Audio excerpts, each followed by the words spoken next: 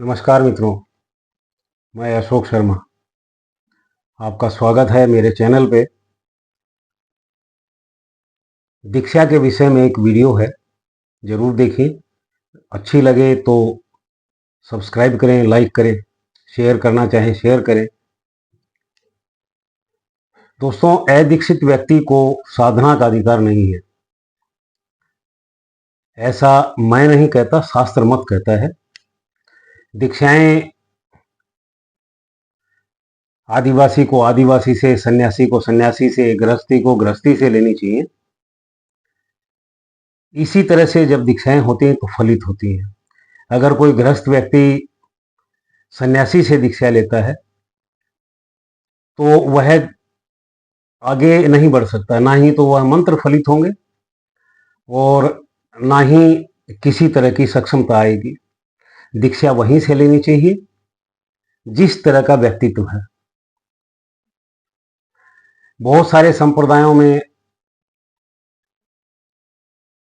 एक विधि विधान है जहां दीक्षा के बाद में नया नामकरण भी किया जाता है, लेकिन बहुत से ऐसे संप्रदाय भी हैं जिनके अंदर जो नाम है वही नाम रहता है।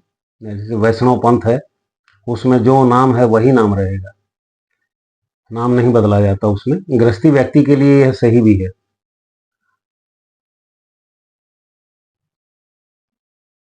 यदि कोई योग्य गुरु ना मिले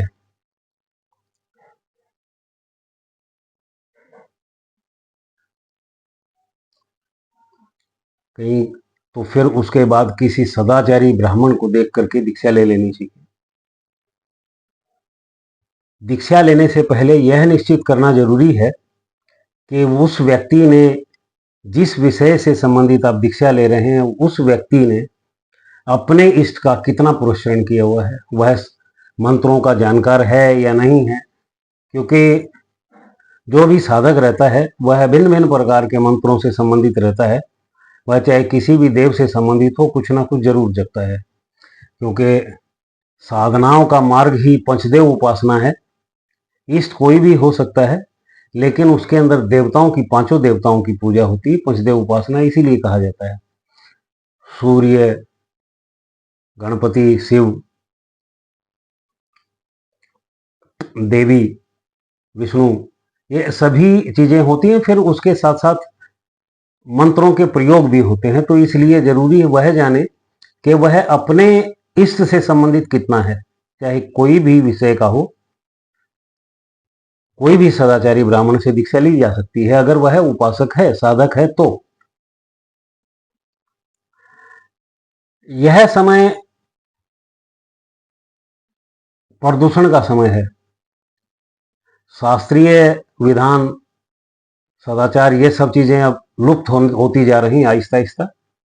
बहुत कम लोग शास्त्रों के विषय में जानकार मिलेंगे। आज का समय ही धन लोलुप है। हर कोई गुरु बन के बैठना चाहता है, उसे कुछ आता है नहीं आता है।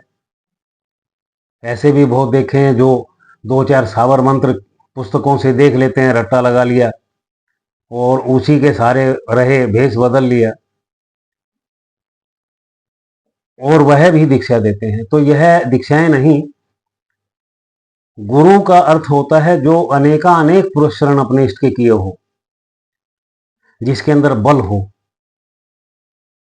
जो व्यक्ति अपना पुण्य दे करके शिष्य के कुछ पाप भी वर्ण करे, वैसे तो दीक्षा देना ही बड़ा खतरे का काम है।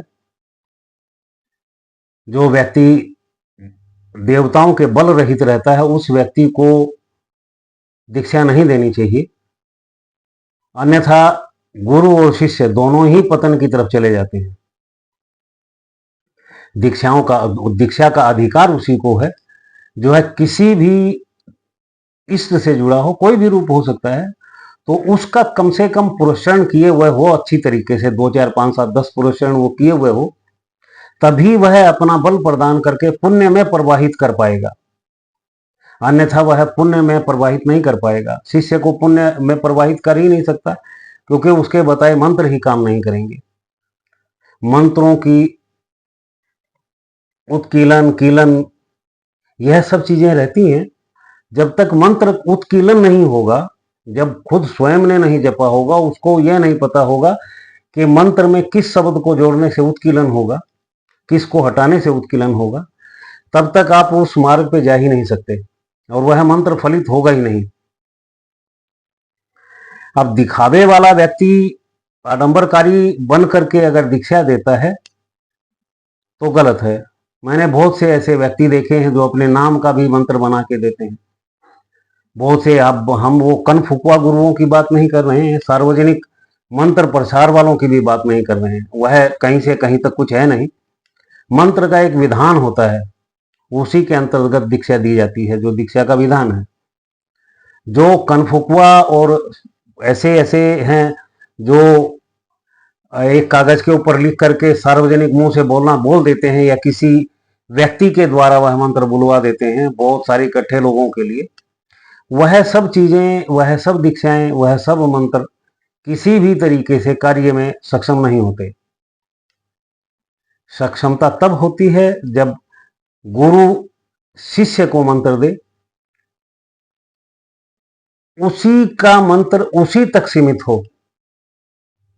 अब हमारे समय में तो जो साधनाओं का जो हिसाब था, हम तो उसी का पालन करते हैं कि सीधे हाथ को बाएं हाथ का, बाएं हाथ को सीधे हाथ का भी ना पता चले कि क्या करता है। यही चीज मंत्रों में, कि आपको क्या मंत्र दिया, आप क्या साधना करते हैं, आपको किस विषय के लिए क्या अलग से मंत्र दिया, यह सब व्यवस्थाएं खुद तक होती हैं। यह तो अर्धांगिनी तक को नहीं बताया जाता कि मैं क्या करता हूं, क्या नहीं करता। अब इसी में यह एक चीज अर्धांगिनी के नाम से और याद आ गई। जो स्त्रियां बाहर गुरु तलाश करके दीक्षा लेती हैं, वह भी गलत है। स्त्री का गुरु उसका पति होता है, वह पति से ही दीक्षा ले। अगर पति साधनाओं से संबंधित या पूजा पाठ से संबंधित नहीं तो अपने पुत्र से मंत्र ले। जब पुत्र भी ना जानता हो तब उसको बाहर से दीक्षा लेनी चाहिए। और दूसरी चीज भी इसी में एक याद आई कि स्त्री को गुरु रूप धारण करने वाले निश्चित गर्त में जाते हैं, यह भी ध्यान रहे।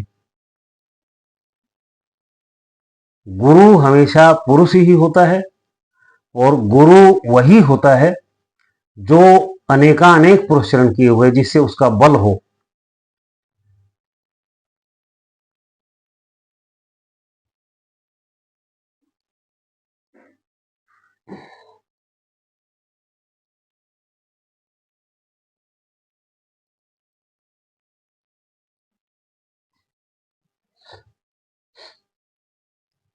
ठीक है दोस्तों, आज के लिए इतना ही।